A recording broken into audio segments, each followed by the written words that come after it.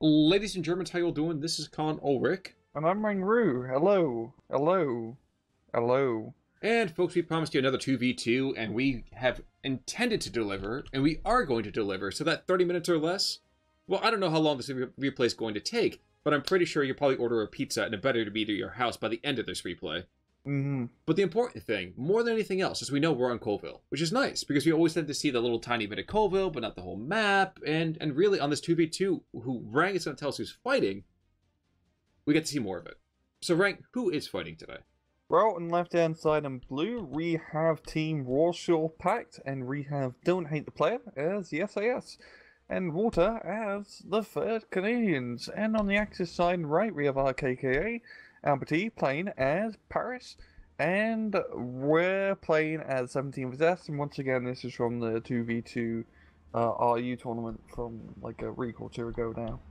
Well, the interesting thing for me is that you can always tell a SAS player because they have 1.5 billion units stacked on top of each other, and it works because their freaking jeeps are so tiny. Yeah, but already in the middle of the map before you can even blink. Though interestingly, at the same time, though, Weer with that whole 17th SS, he's got a lot of heavy jeeps as well. So Sherman-Wagens definitely can make it across that river, but even more than that, they can deliver troops to the front very, very quickly. Oh, this is going to be tight. It's going to be a real cluster of an engagement with shuttle charges going off and PPSHs going. I think that's the sound of PPSH. I am actually very amused by the fact that we have 4 squads of partisans. And 2 Scots troops. Oh my god. I get Panzerfaust are awesome and all, but like you don't need to deploy literally all your like partisans in one concentrated area. Jeez. I kind of feel he was thinking he was going to go up against Paris. Yeah. That was definitely a bit. That was a silly move. Almost as silly as getting your Scots troop and hung out to dry in the middle of a road. Oh yeah, that's also pretty silly. But these early saboteurs, yes, they are recon and all that, but yep, I was going to say they're getting forced to fall back, and they are indeed. The Charby 1 is going to be there to give some delicious fire support, but shockingly enough, the SAS has been completely shattered, I think. This is actually a complete reverse of what you might expect. Yeah, usually like that push goes like that early rush into a town goes really well, but the Sherman-Wagens with the stormtroops managed to get there before anything too crazy happened.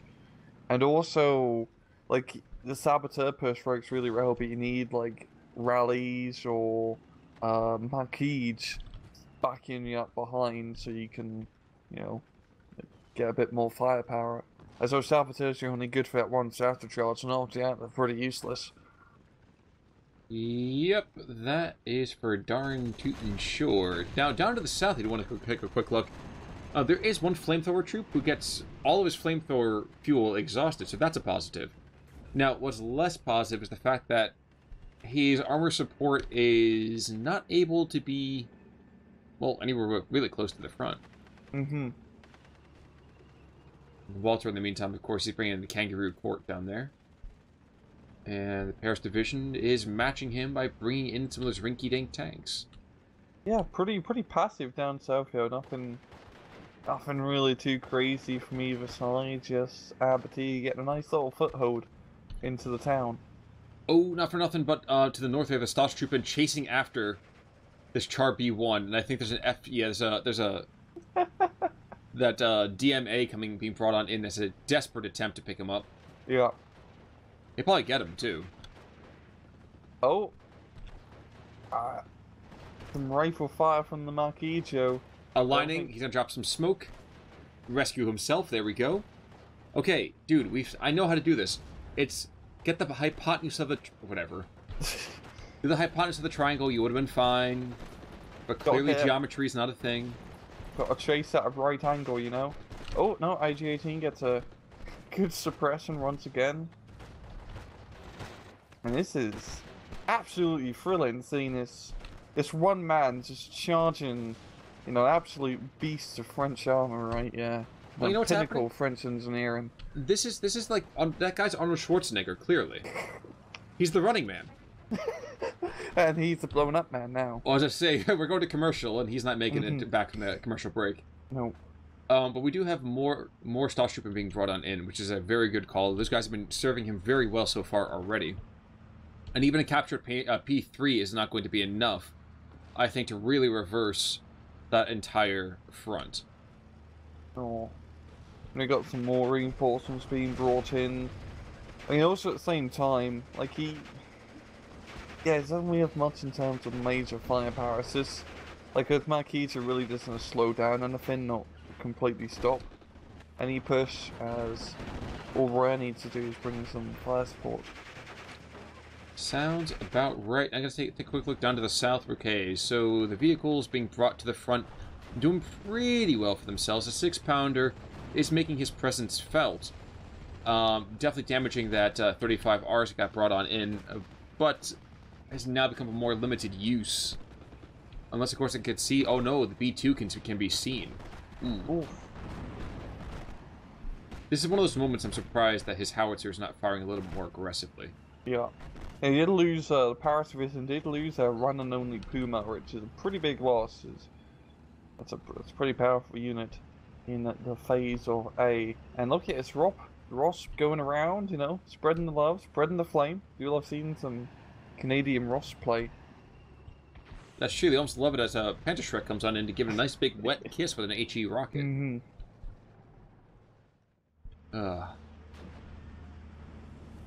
But you know what? As thrilling as it is in the south, I'm fixated on this knife fight to the north.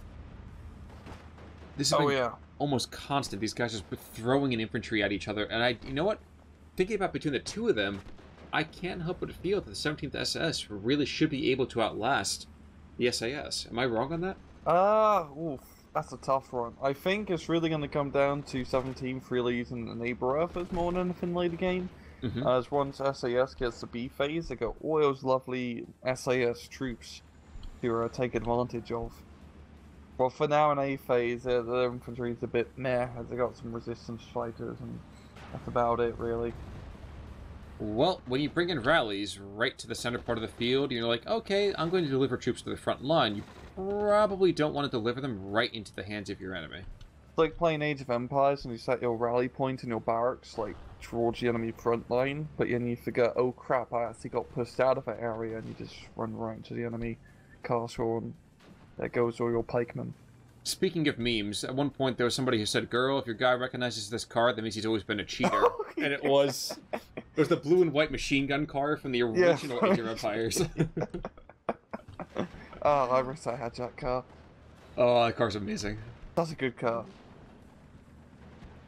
Well, it used to be the laser troop and the guy who fired nukes like once every 8 seconds. Yeah. Ugh. And then in Age of Empires 3, they had the like the Canadian like bear with like lasers shooting out its eyes. Yes. Wow, absolute madman. So we do have 2 flak Veerlings out in the field. We actually have a D520 rocking in and out, kind of getting his flight time. But with the flak Veerling on the field, the SAS doesn't have a whole lot it can do against that. Yes, we have that B1 that's able to fire its howitzer from long range, but other than that, can't do much. Light-skinned vehicles and big caliber guns don't mix. Yeah.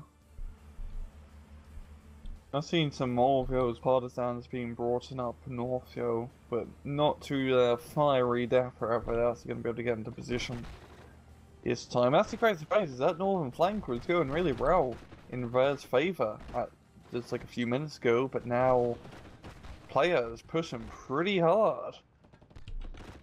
Well, we are just talking about Panzer. Okay, yeah, two Panzer, but he could get some other reinforcements potentially and set up a nice defensive line. No, I also like it. Schmidt-Wagen can have another pack being brought on here. Honestly, he could just peek through the lines and skadoosh, that could kill the P3. The P3, is he going to go anywhere close to that front line? Oh, he's going to reach that P-Shrek. Long range, that was a beautiful shot. Well done. That is perfect shot, yeah, from Weer. Knocking out pretty much any tank in the first 20 minutes against SAS is a massive kill. Mm-hmm. Now, regrettably, they do have the B1 moving around to the south, and that Pack 38, he's trying to re-sight. He was going to be able to get his sight lines pretty quickly, I think. No, he's not. Interesting. Oh no, okay, here we go. Sightline coming up right now. Okay. Never mind, he's gonna tease me the entire time. Oh well. Down to the south, it is still a +1 in favor of the Allies. But I think a part of that, if the stormtroopers go down here in the center part of the town, on the eastern side of this town, I think that will swing the territory control, if nothing else, back to at least 50-50. Yeah. Because we are seeing, like, pretty decent, not so much offensive, but pressure down south from AmberT. It's not too much town he really has to take anymore. And the stormtroopers, they're almost down. And it's just a flamethrower troop. But still, AmberT definitely needs a few more infantry in that southern town to reliably make a good push through it. And that ram too, yeah, it's definitely going to be a pain in the ass to deal with. It's not going to be till B phase where there's something reliable to kill it. Interestingly, we did just see an IG-18 take out a dingo. Huh. Cool. I'm wondering how many rounds he had to fire at it that actually happened, but the fact that it did in the first place is still noteworthy. I sense a, yep, 25 pounder. I was like, I'm seeing artillery coming in from a long distance. It's either a Sexton or that's going to be that 25 pounder. Mm-hmm. Always rely on a 25 pounder. Yes, you can. Alright. To the north, D5 to 20 now. Focke Wolf. Ooh, and the B1 is getting chased away. Alright, we're kind of going back and forth quite a bit here. This is... I'm really surprised that this fight has not really broken in either person's favor consistently, if for no other reason than the fact that we've just had constant body blows. Yeah, both sides have been pretty much been trading back and forth. Like, yeah, like you said, really efficiently. Like at the moment, the Allies are all Warsaw Pact are in the lead. But this could really turn into RKKA's favour at any time, to be entirely honest. Yes, now we have a Kupelwagen, so we did see the B2 go down. Mm-hmm. Now we're also seeing a very plucky Panzerschreck theoretically being brought on in to take a shot at the Ram 2, but that will not happen. They will both go down, but the Scout as well as the Panzerschreck. So outside of that, I am surprised I'm not seeing more German armor being brought on in. The Stokes would be fine. I think the Stokes coming in for at least Paris would be nice. Another Stoke? No Stoke there. And nothing there either. Interesting. We've always come to deride the D520 as being a joke of a plane. Yeah, but it's oddly serviceable. I know, it's like the David of airplanes. Like you got all these big bloody Tempests and Fokker-Wulfs, Messerschmitt runner 90s, real big bloody names of airplanes that all the kids grew up and love. But then, you know, the Germans bring out some rinky-dink little pretty advanced French fighter from the 1940s, and it's surprisingly really good because it turns like a motherfucker. It's really bloody good at turning. I mean, just look at him go. I do want to make a quick call. Nebelwerfer 42 to the north. So he is... Here goes the first barrage, and he's going to plop it right on top of that tank. And the Death Star is clear to fire. Is it going to be enough to knock out the... Yeah, it does. Yeah, it does. And this is exactly what Walther needs to bring up north. Just go with the Nebelwerfers. I mean, like I say, you can never have enough Nebelwerfers. It is interesting to me because we have these partisans who can't shoot the road, but at the same time they are close enough to the road that if anything high value came on through, they'd be able to sneak on forward and Faust it. Mm-hmm. And I'm just waiting for the moment where we see a FFS coming out from Weer over here in the north, or Weer, however you want to say it. It's gonna happen. Yeah. Especially, it's probably gonna wait till C phase, so Paris to bring up like a Tiger or Panther tank, and then boop. And that's perfect. That'd be a perfect SAS play, right? Yeah. Also worth saying, the Allied players though are they're very insistent, and we've seen these guys do this consistently. DontHateThePlayer as well as Walther working back and forth, they don't always seem to take the immediate success, the immediate victory, but they are very, very determined attackers. Mm-hmm. They've just got enough of ground to get a nice little +1 point advantage. And he's looking back down south. Shrek! Waters. Wu-Tang. There we go. Oh. Oh, the off-map. Not even the off-map, that was a Ram 2 that just went down. Oh, I was looking at off-map up north. Oh, was it? Completely annihilated neighbor F-42. Oh, no, he's okay. Oh, I mean the mortar, my bad. Oh, the mortar and the supply truck. Down to the Neighbor south, there was a P Shrek that took out a Ram 2, and then a kangaroo was right nearby, started engaging him, and he still calmly took out the kangaroo. Oh. That's probably a good thing, too. I mean, considering that kangaroos are kind of the deer of North America. According to what I've heard, apparently they're all over the place, they cause accidents, it's crazy. Yeah. And they look weird as hell, kangaroos. They taste good, though. Apparently, that's definitely one type of meat I want to give a shot, but it's kind of hard to go into Walmart in Canada and pick up kangaroo, unfortunately. Kangaroo jerky, now that's an interesting thing to taste. Oof. That definitely sounds interesting. Definitely sounds interesting. I'm sorry, and by the way, it wasn't a dingo before, it was a lynx, my bad. Oh, okay. This is the Canadians, so it's the same stupid thing. Yes. It does look like the Germans are hopefully trying to get some more material coming, like another Opel Blitz. But here's the Partisan. The Partisan could just sit here and just knock off that Opel Blitz. I'm surprised he's not engaging it right now. He's waiting for a juicier target, Khan. He's a patient Here it comes. man. 233. Nope. Oh, come on, my friend. He's patient. He's really patient. It's like a tiger thing. Like, you know, you don't see a tiger until it's ready to pounce on you. Yeah. Or panthers. Yes, pretty much any big kitty. Yeah. It's really hard to actually take to hide a Panzer Kampfwagen or Switch 6 show. You know, like it's a pretty big, like 50-ton tank. It's tall.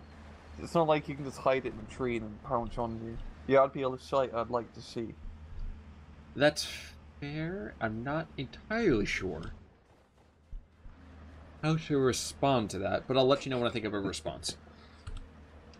I also love how the neighborhood for 42, it reloads without having a full set of rockets, but now that we have an Opel Blitz there, it doesn't have to go through the reload stance again. Just immediately the rockets just snap into place. That's always nice. Ugh.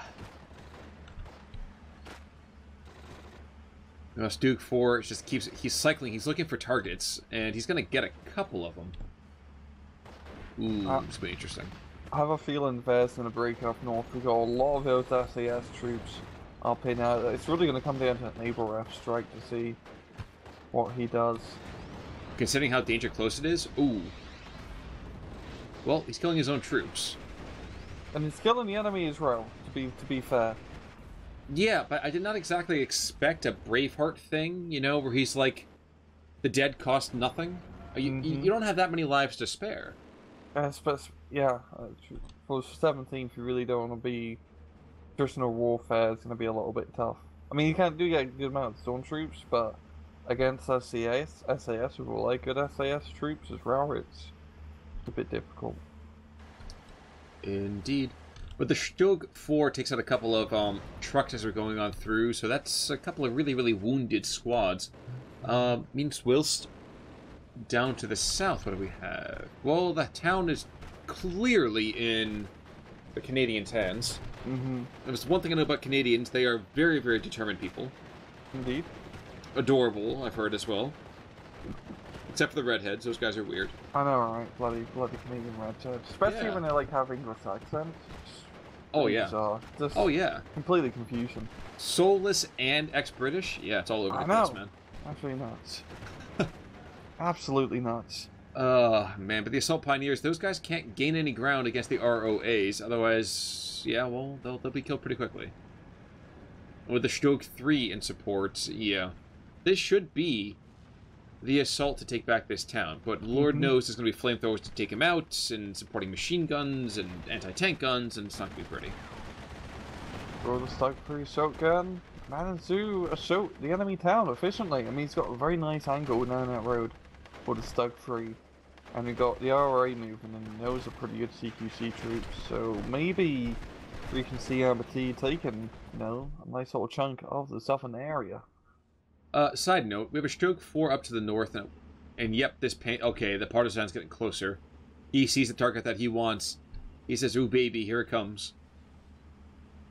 And we have 2 recon squads in there as well, so I imagine, yep, this will be the death of that Stroke pretty quickly. Mm-hmm. And we're also seeing that Panzer from the Allies being brought on up north. Stop bloody holding your fire! Shoot the damn Shrek! Faust, what have you? Point being, shoot it! He's ready. Oh god, that would have been a pretty on the side for. Yes! Yeah, okay. Yeah, internal fragments. Cool. Ooh. Panzer is now worthless. Mm-hmm. But this could be the push up north of there to now give his side a nice little plus run. Well, he still has a bit of ground to take, of course, but he's taken it. The Allies, or I should really say, I don't hate the players, definitely lost a bit of ground up north. But that's going to tend to happen against the 17th. They're going to go and get outscaled. Mm-hmm. But it's down to just a +1, and like you say, I think this might be... Ooh, whoa! That's naval off map. Yeah. I didn't see that, and I didn't expect that, and holy crap, it killed the goddamn Stug. It killed the Stug. You know what that means? It means the shot came down right on top of its gun mantlet, and that I can't hate on that. That's just that's just unlucky. That's all I have to say. That's extremely unlucky. Well, at least it didn't linger. It would have been over very quickly. Mm-hmm. But that's heralding a fresh resurgence of equipment coming in from the Allies. We actually have a Crusader Mark II, actually a brace of Crusaders to the south. And to the north, there's just this conga line of just random material all over the place. SAS Jeeps and an A3 upgun. Oh, jeez. It's just a buttload of material. Yeah, for now for SAS, they have the lovely high income and all the American equipment at their disposal, so it's going to be a little bit tougher now for there to do that push. He still has a bit of a window right now to try and get to the edge of the town, but I don't think his pioneers are up to snuff speed-wise to get there. For some reason, I have to say, I'm getting Twitch alerts and I do not know why. Very, very strange right now. So, folks, I'm sorry about that.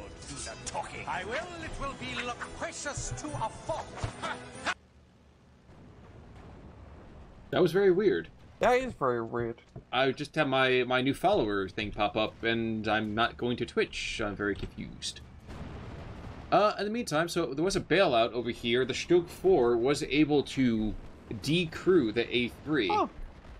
But the other Panzer are being brought on in. He's trying to engage the infantry, and I can't help but feel he's just barely out of line of sight for that for the Stroke 4. They're very, very strange. All right. Germans, in the meantime, they just lose a piece of equipment in the air? No. All right. So Tempest and another Tempest. So Tempest, certainly Fugit. And the Stroke continues its deadly dance with both the Panzer and the M4A3.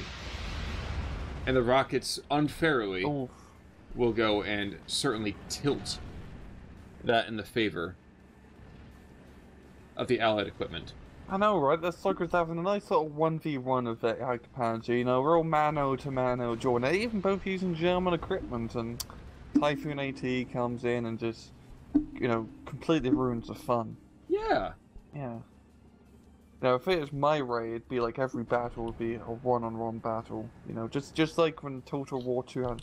Total War 2? Total War animations in general. And while I'm not necessarily sure whether I'm going to pick it up, I will say it's kind of cool that, at least in the most recent Total War, the new one coming out, Three Kingdoms, you get to have duels between the various generals. That's kind of cool. That is pretty cool. Very Dynasty Warriors. Meantime in the south, I didn't even notice we had a Hummel come on in. We had another Panther D. Actually, we have Panthers all over the place. Ds, Gs, As, Bs. A lot of different Panthers. But in a town fight, that means precisely nothing. Yeah. Yeah, I don't know what he's going to try to achieve with all those Panthers. I mean, neither side has exploited this middle at all, which is pretty standard for Colleville. It's a battle of two towns. Everyone just has a nice little, no man's land agreement over the middle. But maybe this would be a good time to break out unspoken agreements and maybe just use your Panthers to try to push mid. Wait. Are you saying this is a tale of two cities worthy of Charles Dickens? Yeah. Okay. Yeah, exactly. Well, that means for one of these it'll be for the best of times, and the other will be the worst of times. I'm sorry, I'm just looking to it, inject a little bit of culture. Literary references are getting more and more advanced. I mean, Charles Dickens is like pretty well known, but still, like, it's getting more and more advanced. Next we're going to be talking about Hearts of Darknesses and exactly. Chattanooga and Brave. Well, don't ask for whom the 17-pounder tolls. It tolls for thee. There you go. There's your Heart of Darkness right there. the Panther rakes up in the middle of the night and its bed sheet somehow, just, complete dry shred. Oh god, 17-pounder is coming for me.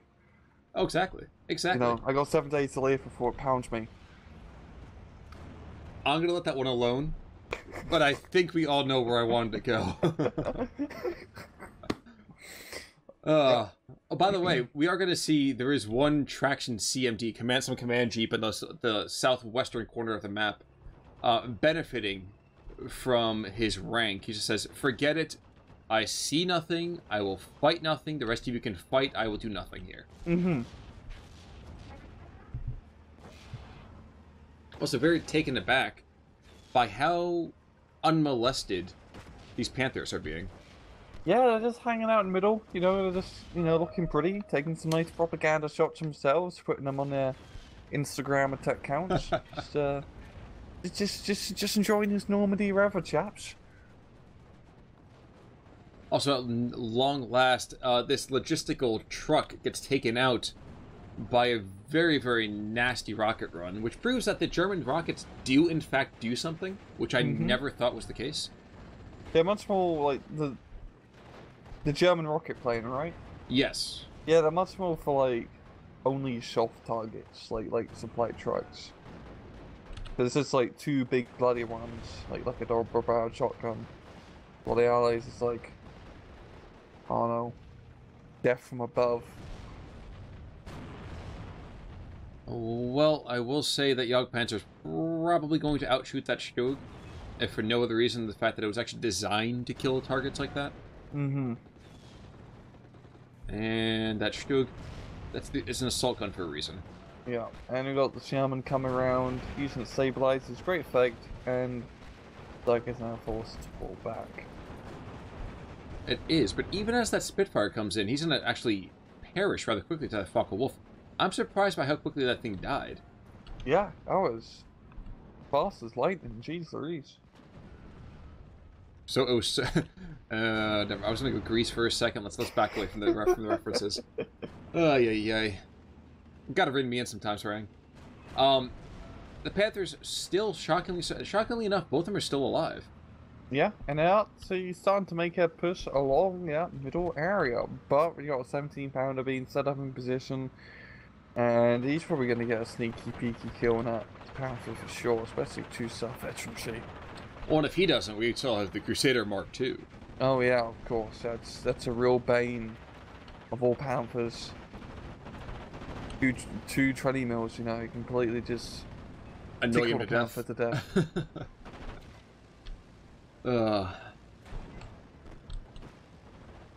Oh yeah, Panther in the middle along the road. He's having a good time. It's a 76 mil, by the way, not a 17-pounder, but nonetheless, he did some pretty good hits, pretty good damage.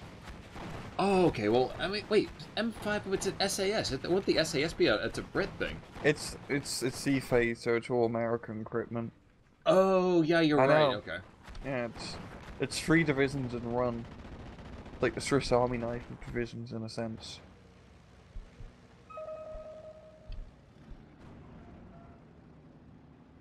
Got the German rocket plane up north once again, and he is going to be rocketing some stuff.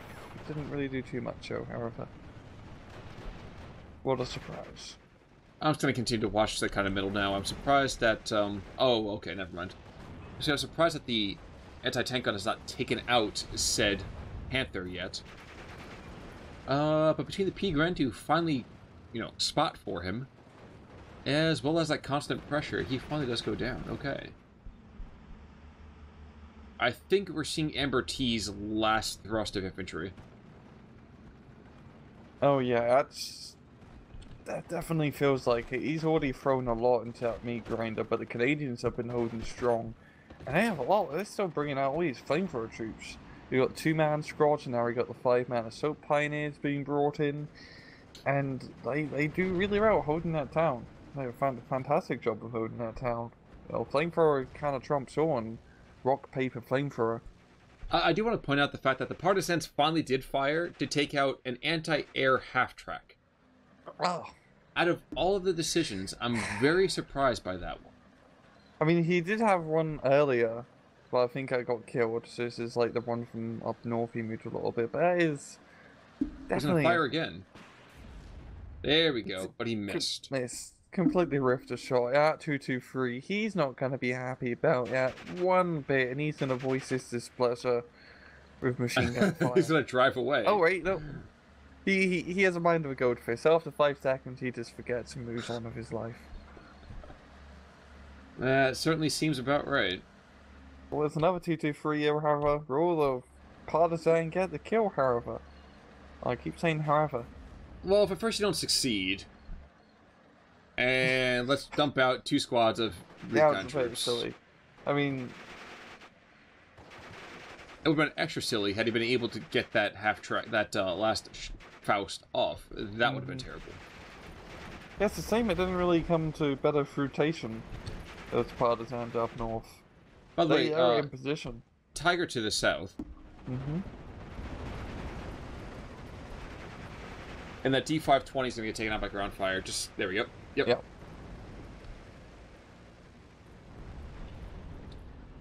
And the Tiger speaks, annoying the tiny little targets to death, using his cannons to kill mosquitoes. Yeah. I definitely felt like AmberT could probably use some more artillery down south. He does have that one Hummel, which is a fantastic artillery piece for sure, but he definitely needs just more volume of fire. I mean, he's using his Hummel to counter battery the Sexton. Is this going to do enough to throw up Sexton's aim? Or you're not really going to kill a Sexton with anything indirect, to be entirely honest. Mm-hmm.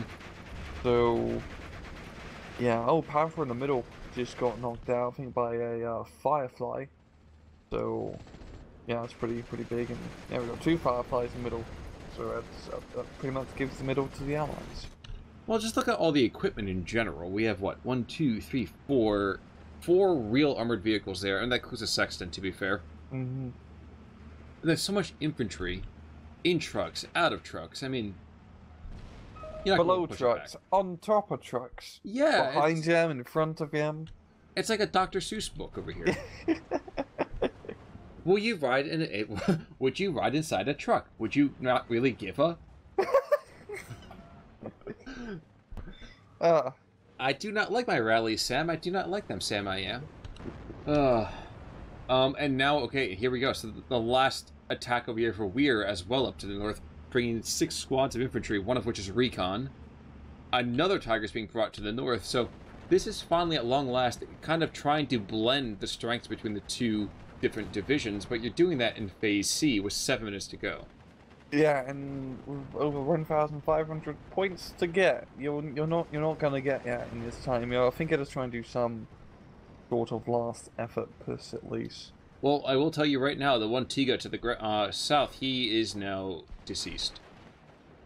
Well, oh, was it the Firefly? It might have been the Firefly, it might have been the Sherman. Honestly, I was looking down there trying to find the other Panther, because the other Panther died too. And a D520 is going to die, and that's kind of like kicking a puppy. Mm-hmm. Brutal beasts. It's really just going to come down to this, I guess, I'm trying to think, Stormtrooper so up north with the Tiger and Snug. It could actually make a breakthrough. Could, well, yeah. No, it's not. We have an M4A1, we have an M4A3, we have a Panzer, we have snipers, we have anti-air platforms. It's not going to happen. I'm sorry. I wish I could be that positive about the entire moment here. It's just, it's not. Oh, and there's an M4A3 to the south that's also engaging. Oh, never mind, he's dead. Oh, okay. never mind, he got killed. And we got Firefly to the south here, however, and he's getting some shots off. You're right.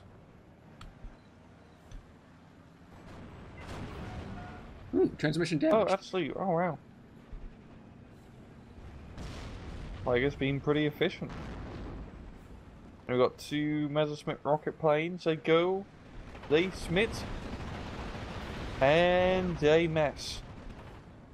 Yeah, but you're surprised by that. You knew that if you give him the chance, that he's going to smit all over the place. Yeah. Firefly's dead. Huh? Well, oh, good job, German armor. I'm actually quite surprised that Jagdpanzer's still alive. Yeah, me too. But then again, I think he's been decrewed and recrewed and just he's been disabled so many times. But looks like we do have a Lynx over here who's very happy to see the German lines. He just wants to, you know, get off the beaches, explore France. This was his, you know, one-way holiday trip. Well, it's certainly one way. Europe. It's funny to me to watch a 35R be engaging another vehicle on a fair fight. I know, right? That Bren gun and the Lynx could pose quite a bit of a threat to the 35R. Please don't even joke about that. Watch it kill it. But the Firefly's actually going right back through the old enemy lines here. He's going to pick up this Hummel pretty quickly.